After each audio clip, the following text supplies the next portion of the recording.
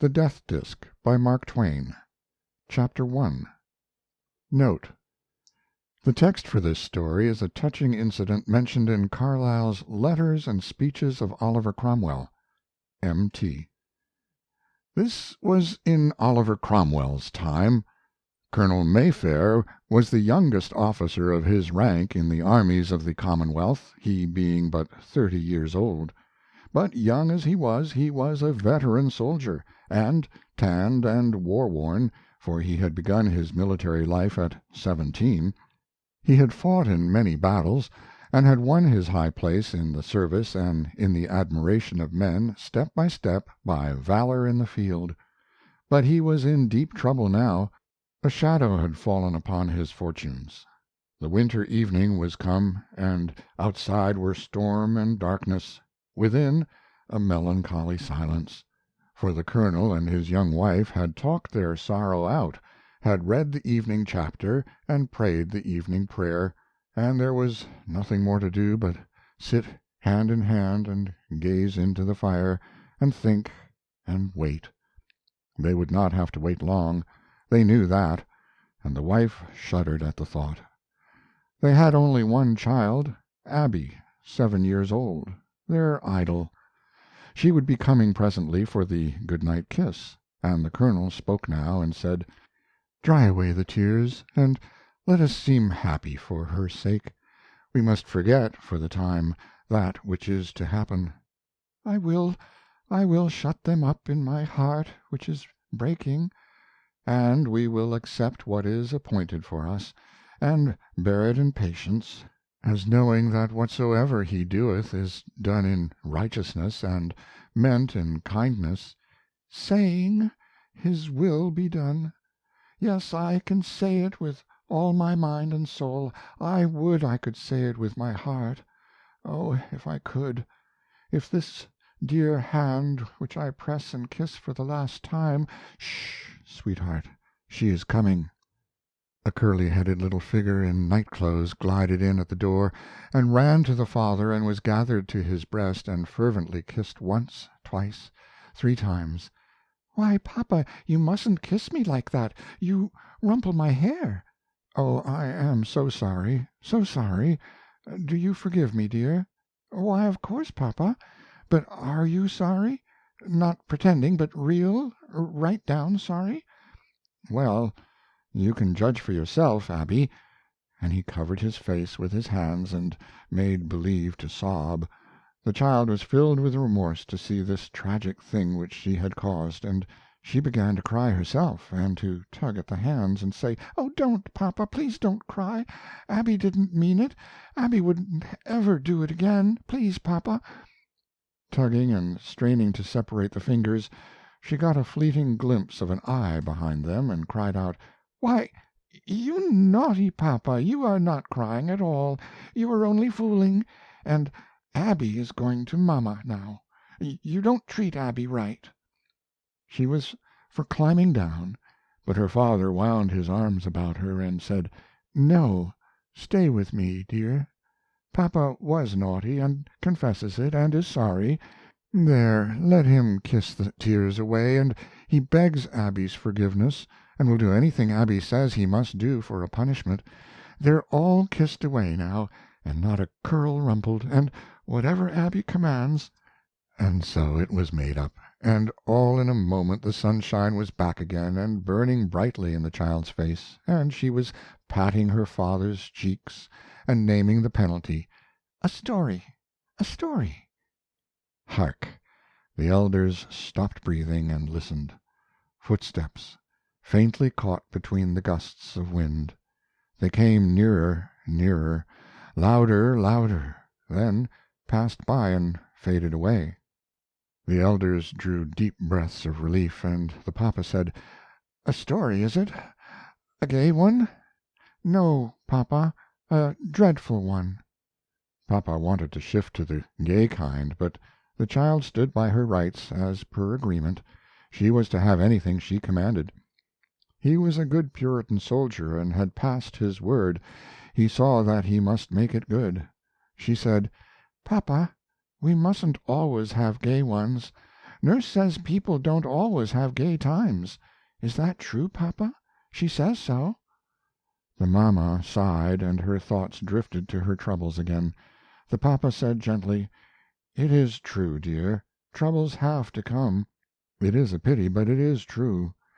"Oh, then tell a story about them, papa, a dreadful one, so that we'll shiver, and feel just like it was us. Mama, you snuggle up close and hold one of Abby's hands, so that if it's too dreadful it'll be easier for us to bear it, if we are all snuggled up together, you know. Now you can begin, papa." "Well, once there were three colonels." "Oh, goody! I know colonels just as easy. It's because you are one, and I know the clothes. Go on, papa." "And in a battle they had committed a breach of discipline." The large words struck the child's ear pleasantly, and she looked up, full of wonder and interest, and said, "Is it something good to eat, papa?" The parents almost smiled, and the father answered, "No, quite another matter, dear. They exceeded their orders." "Is that something?" "No, it's as uneatable as the other. They were ordered to feign an attack on a strong position in a losing fight, in order to draw the enemy about and give the Commonwealth's forces a chance to retreat. But in their enthusiasm they overstepped their orders, for they turned the feint into a fact, and carried the position by storm, and won the day and the battle. The Lord General was very angry at their disobedience, and praised them highly, and ordered them to London to be tried for their lives." "Is it the great General Cromwell, papa?" "Yes." "Oh, I've seen him, papa. And when he goes by our house so grand on his big horse with the soldiers, he looks so well, I don't know just how, only he looks as if he isn't satisfied, and you can see the people are afraid of him, but I'm not afraid of him, because he didn't look like that at me." "Oh, you dear prattler! Well, the colonels came prisoners to London, and were put upon their honor, and allowed to go and see their families for the last. Hark!" They listened. Footsteps again, but again they passed by. The mamma leaned her head upon her husband's shoulder to hide her paleness. "They arrived this morning." The child's eyes opened wide. "Why, papa, is it a true story?" "Yes, dear." "Oh, how good! Oh, it's ever so much better. Go on, papa. Why, mama! Dear mama, are you crying?" "Never mind me, dear. I was thinking of the poor families." "But don't cry, mama. It'll all come out right. You'll see. Stories always do. Go on, papa, to where they lived happy ever after. Then she won't cry any more. You'll see, mama. Go on, papa." "First they took them to the Tower before they let them go home." "Oh, I know the Tower. We can see it from here. Go on, papa." "I am going on as well as I can in the circumstances. In the Tower the military court tried them for an hour, and found them guilty, and condemned them to be shot." "Killed, papa?" "Yes." "Oh, how naughty! Dear mama, you are crying again. Don't, mama. It'll soon come to the good place, you'll see. Hurry, papa, for mama's sake. You don't go fast enough." "I know I don't, but I suppose it is because I stop so much to reflect." "But you mustn't do it, papa. You must go right on." "Very well, then. The three colonels—" "Do you know them, papa?" "Yes, dear." "Oh, I wish I did. I love colonels. Would they let me kiss them, do you think?" The colonel's voice was a little unsteady when he answered, "One of them would, my darling. There, kiss me for him."